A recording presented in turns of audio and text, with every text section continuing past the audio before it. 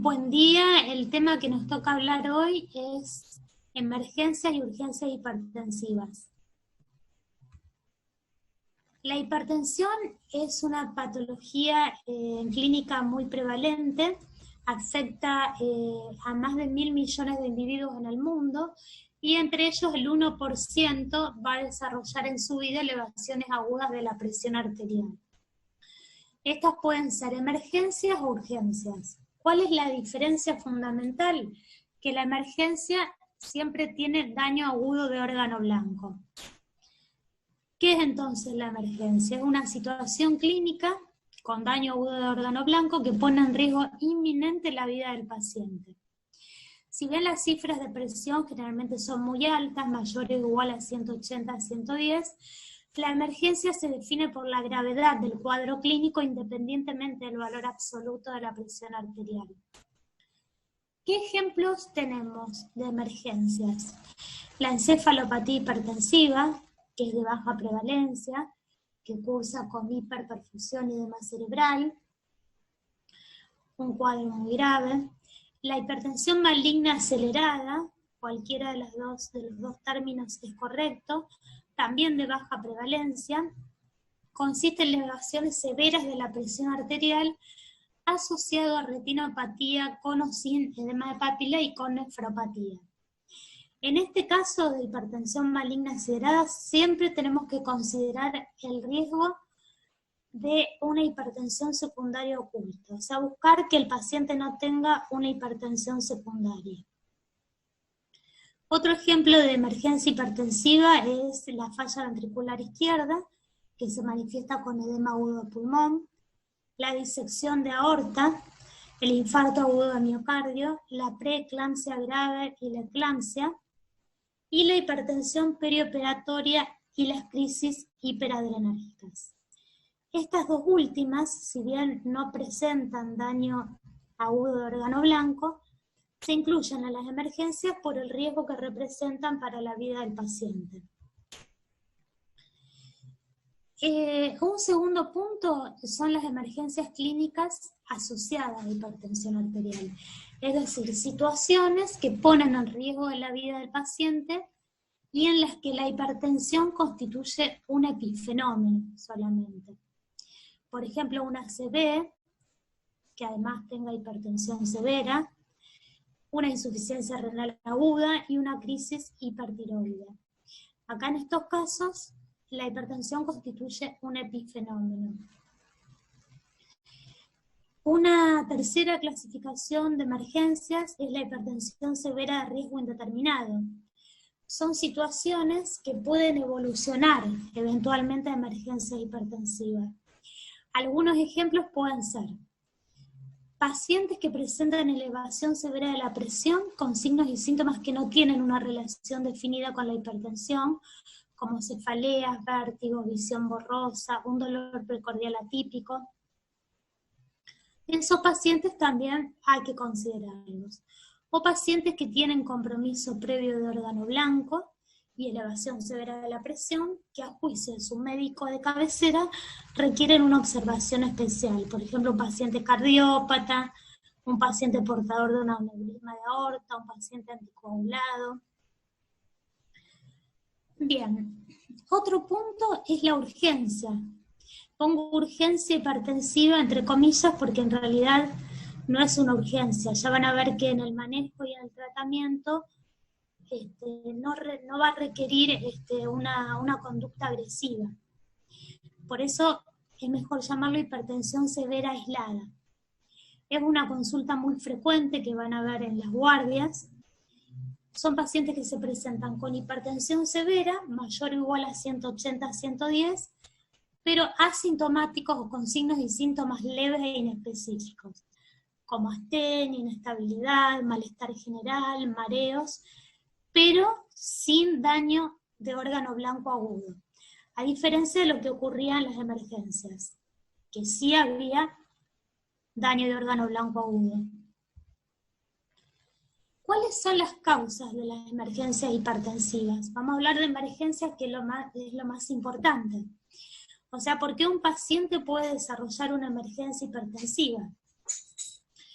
Un paciente con hipertensión arterial ya conocida, que haya suspendido el tratamiento, que se haya olvidado de tomar su medicación, que tenga un tratamiento antihipertensivo inadecuado, o que esté desarrollando una hipertensión secundaria agregada, o algunas interacciones o efectos de algunas drogas descongestivos, corticoides, AINES, como el diclofenac, el ibuprofeno, algunos inmunosupresores como la ciclosporina, o la suspensión brusca de betabloqueantes o de clonidina.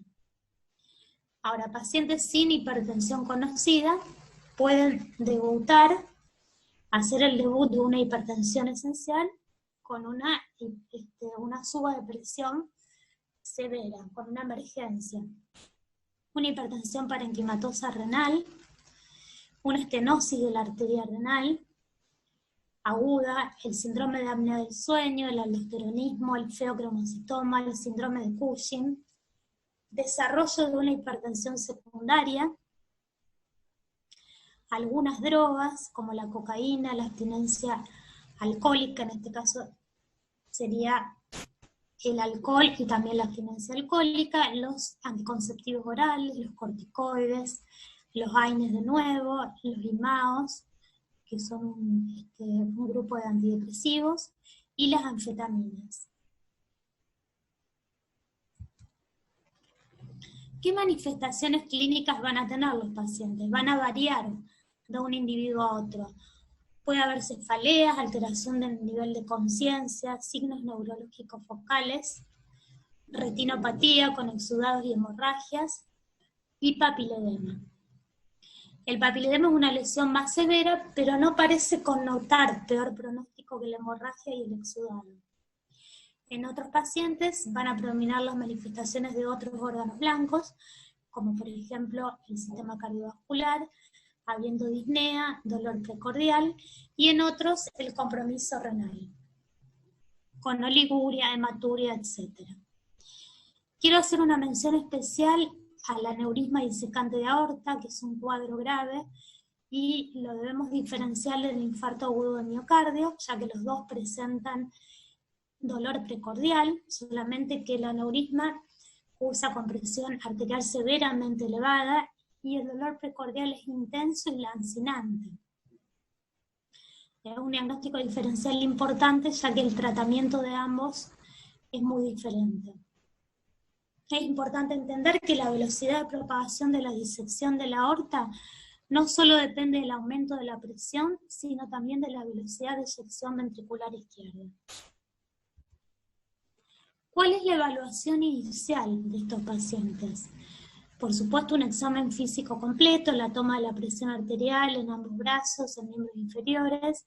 Si el paciente se encuentra compensado, tomar la presión sentado y parado. Realizar varias tomas de presión arterial.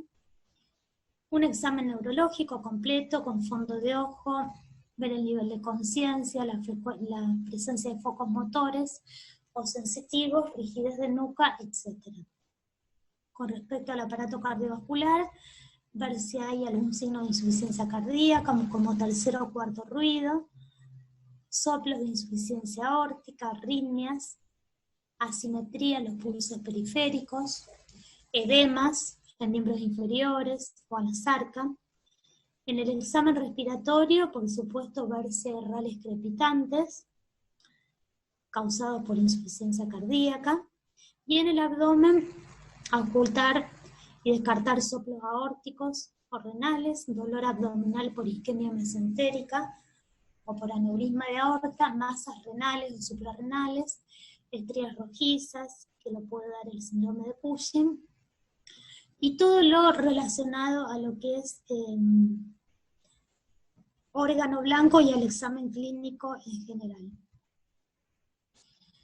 Con respecto a los métodos complementarios, bueno, el fondo de ojo, la ausencia de pulso venoso, el papiledema, los exudados y las hemorragias indican daño de órgano blanco. El electrocardiograma nos va a ayudar para la detección de isquemia, ver si hay hipertrofia del ventrículo izquierdo, si hay arritmias. La placa de tórax es útil para detectar, por ejemplo, el tamaño cardíaco, si hay ensanchamiento mediastinal que pueda sugerir un aneurisma de aorta, y disección aórtica, por supuesto, y otros hallazgos pleuropulmonares como el derrame pleural, o la redistribución de flujo, las líneas B de Kerley, que pueden ser secundarios a patología cardíaca. Un laboratorio con un hemograma, una glicemia, un ionograma, es decir, sodio, potasio y cloro, una función renal, urea y creatinina, y una orina completa. Y después, guiado a lo que encontremos en el examen físico del paciente, pero mínimamente ese laboratorio tiene que estar. ¿Cuál es el manejo inicial de las emergencias hipertensivas? Estos pacientes requieren internación en área de cuidados especiales, es decir, unidad coronaria o terapia intensiva, y medicación generalmente por vía parenteral, endovenosa. Generalmente se usan drogas de acción rápida, porque justamente es una emergencia y debemos actuar terapéuticamente, tiene que ser una respuesta rápida. ¿Qué drogas son las recomendadas? El nitroprusiato de sodio, el labetalol, la furosemida, el anaprilato, la fentolamina, la nitroglicerina, el esmolol, la nicardipina y en algunos casos el fenoldazepam. El fenoldazepam es un agonista dopaminérgico D1 que tiene acción vasodilatadora. Con respecto a la hipertensión aislada severa, la que hablamos que es un motivo de consulta muy frecuente en las guardias, repetimos, una hipertensión severa, mayor a 180-110, con síntomas leves o inespecíficos y sin daño agudo de órgano blanco. El paciente se asusta porque tiene la presión alta, va a la guardia y lo evaluamos. Le constatamos esa presión, observamos que no hay daño agudo de órgano blanco según el examen. ¿Y qué se hace? Se lo deja en reposo en la guardia y se lo vuelve a controlar en aproximadamente 15 minutos para que el paciente se tranquilice. Si la presión desciende, se controla ambulatoriamente en 24 horas, con su clínico o su cardiólogo. Si la presión no desciende, se le indica, se le administra medicación por vía oral, que puede ser la medicación de él, o una dosis más alta, u otra medicación extra, y el control ambulatorio con su clínico o su cardiólogo en 24 horas. Estos episodios de hipertensión aislada severa son una oportunidad para mejorar el manejo del paciente a mediano plazo y no se consideran como evento riesgoso, y por ende no necesitan una conducta terapéutica agresiva. Por eso el término urgencias quizás no es del todo adecuado. Sí, hipertensión aislada severa. Como conclusión, tenemos que saber que la clave para el manejo terapéutico racional de las emergencias está en definir cuál es el objetivo real del tratamiento.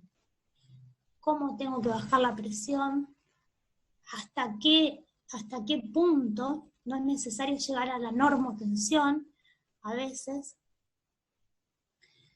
Pero es importante, sí, el descenso de la presión arterial, como dice acá, es recomendable, pero debe considerarse en todo momento mantener estable la perfusión de los órganos en riesgo. Por eso el manejo debe ser muy cuidadoso y, si es posible, interdisciplinario, con el cardiólogo, con el clínico y o el terapista. Como premisa, creo oportuno recordar la frase latina, primum non nocere, primero no hacer daño.